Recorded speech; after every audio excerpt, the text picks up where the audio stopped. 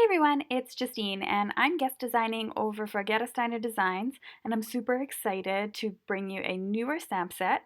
So I'm going to get started by making my card and I'm going to be cutting myself a frame using the My Favorite Things jumbo dies and I am going to be using that as my window. So I'm going to place the card panel onto my card base and I'm just going to measure off with a pencil exactly where my lines are going to be so I know where I need to stamp. Now there are two dies that come in the set and one is a circle and one is the scallops, so I thought I'd put the circle one here to help me add a frame. Now comes the fun part where I get to show off the stamp set. Look at those adorable critters, how adorable are they? I absolutely love them. So I'm going to be creating sort of like this scene where everybody's sort of at a party and trying to get in for a selfie in a way. So I thought it would be a really cool idea to set them all up, and that requires some masking. Now, for some reason, masking seems to be a technique I'm into this week, so I apologize that there's been two videos that are a little bit similar, but I can't get enough of masking because you can just get so many really cool results. So I'm going to stamp all the critters here onto some masking paper and I cut them all out on the side off screen. You could also use a scanning cut if you own one of those machines, or you can grab some dies.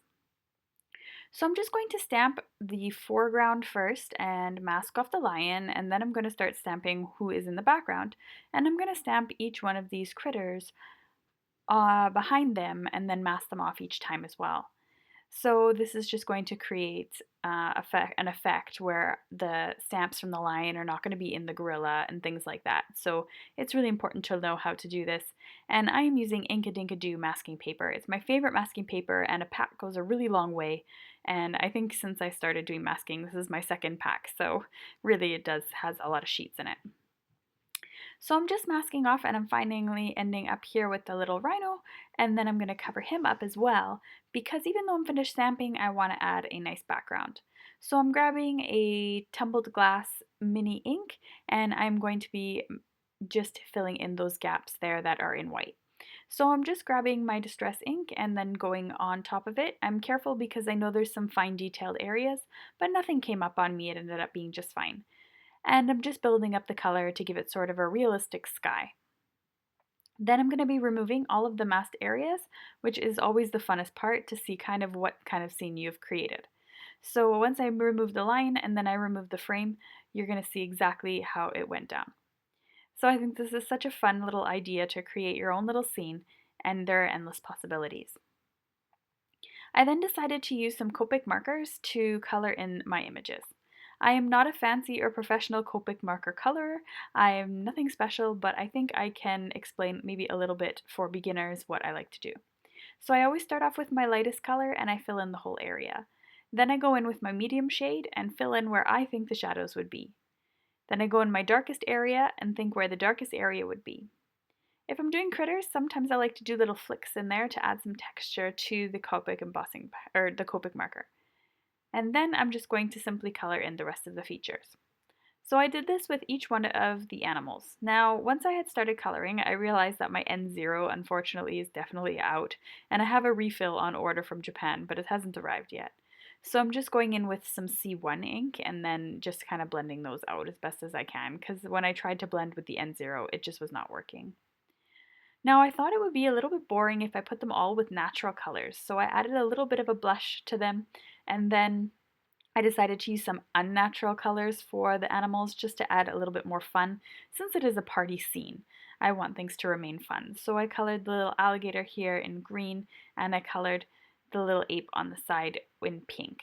And I thought I would keep the middle one sort of neutral, and that would really just add a little bit of vibrancy and really make the colors pop of the colors that I used.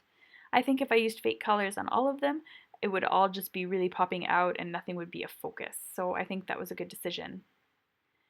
So once I've finished that, I could finally attach my card panel onto my card, and I just used some 3D foam tape here to attach the different areas. I like to use lots of 3D foam tape because I don't like my card to sag, and I think it looks just better overall. So once I just filled in the tail, I realized I had forgot there. I put that onto the back and I got onto my sentiment. So I grabbed a piece of black cardstock and I stamped the sentiment from the stamp set using Versamark ink. And I'm just going to heat emboss it using some white embossing powder. Now, I got a new embossing gun and I have to say I'm super excited about it. It is just embossed in like triple the time as my other one and it was amazing. So I just applied the heat to that and melted the sentiment and then I was able to put it onto my card. So I just want to show you kind of in real time how quickly that heated up. It was absolutely amazing. And then I just added some 3D foam tape onto that and made a little fishtail banner and then attached it to my card.